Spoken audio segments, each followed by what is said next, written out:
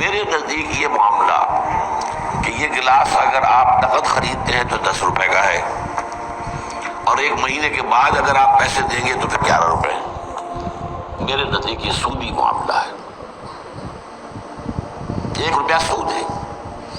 یہ ایسے ہی ہے کہ آپ نے کسی کو 10 روپے قرض دیے اور 1 مہینے کی مدت کے حوالے سے 1 روپیہ بڑھ گیا، سود اور جس کو کہتے ہیں۔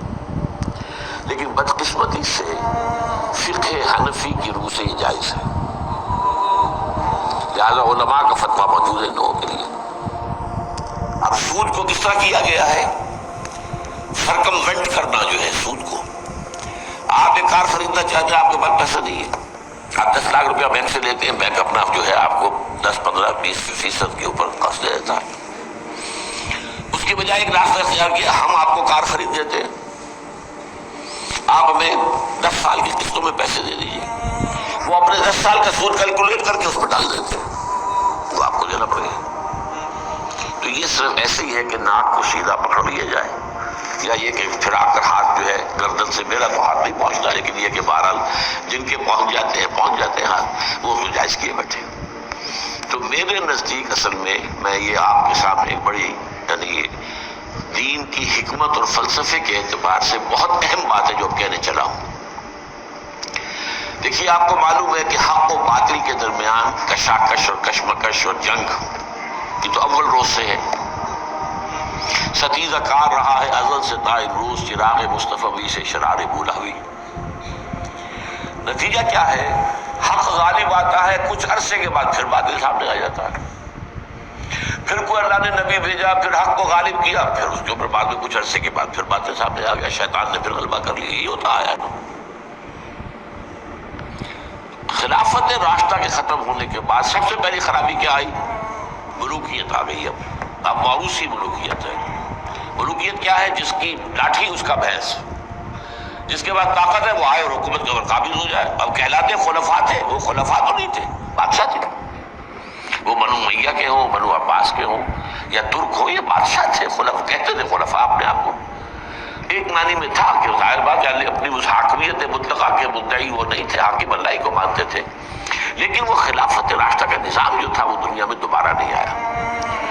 اس ملوکیت نے آ کر ظاہر بات ہے دین میں جو فساد برپا کیا ہے، وہ نماز روزے میں کوئی فساد پیدا کرنے کی انہیں ضرورت ہی نہیں تھی، پڑھے جاؤ بھائی نماز ٹھیک طریقے سے پڑھے جاؤ۔ لیکن ان کو مالی معاملات کے اندر ملوکیت کا معاملہ جو ہے وہ تو اس کے ساتھ معاملہ ہوتا ہے۔ سب سے پہلی خرابی یہ پیدا ہوئی کہ جاگیرداری، اسلام میں کوئی جاگیرداری نہیں ہے۔ اسلام میں یہ جو ایبسینٹی لینڈ لارڈزم ہے یہ بھی جائز نہیں ہے۔ امام ابو حنیفہ کے نزدیک حرام، امام مالک کے نزدیک حرام، امام شافعی کے نزدیک حرام۔ لیکن یہ ہے کہ قاضی ابو یوسف صاحب نے جو امام ابو حنیفہ کے شاگرد تھے اور امام محمد وہ بھی دوسرے شاگرد تھے، انہوں نے فتویٰ دیا جواز کا کچھ شرطیں لگا کر، اس لیے کہ ملوکیت جو ہے وہ جاگیرداری کے بل پر چلتی تھی۔ 5,000 منصبدار، 20,000 منصبدار، 30,000 منصبدار، 50,000 منصبدار، اور اس کے اوپر بادشاہ تھے۔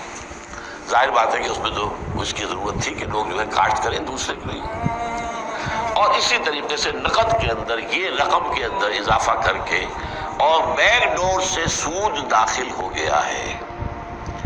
لیکن ایک زمانے میں ہمارے ہاں جب کہ سپریم کورٹ تک معاملہ پہنچ گیا تھا سود کا، تو میں نے اس معاملے میں ایک بہتری کا پہلو دیکھا تھا کہ چلیے کم سے کم ایک سود اسی درجے تک تو آئے گا نا کہ 1 مہینے کے بعد پیسے دو گے تو 11، اگر 2 مہینے ہو گئے تو وہ 12 نہیں ہوں گے، 11 ہی رہیں گے۔ یعنی ایک انیشل سٹیج پر تو سود آ گیا، لیکن اس کے بعد وہ پرپیچویٹ نہیں کر رہا، بڑھ نہیں رہا ہے۔ 3 مہینے کے بعد 13 نہیں ہوں گے، رہیں گے وہی 11 ہی۔ تو کم سے کم یہ کہ لمیٹیشن تھی۔ اب یہاں قسطوں نے اس لمیٹیشن کو بھی ختم کر دیا۔ آپ 20 سال کی قسطیں بنا دیجئے۔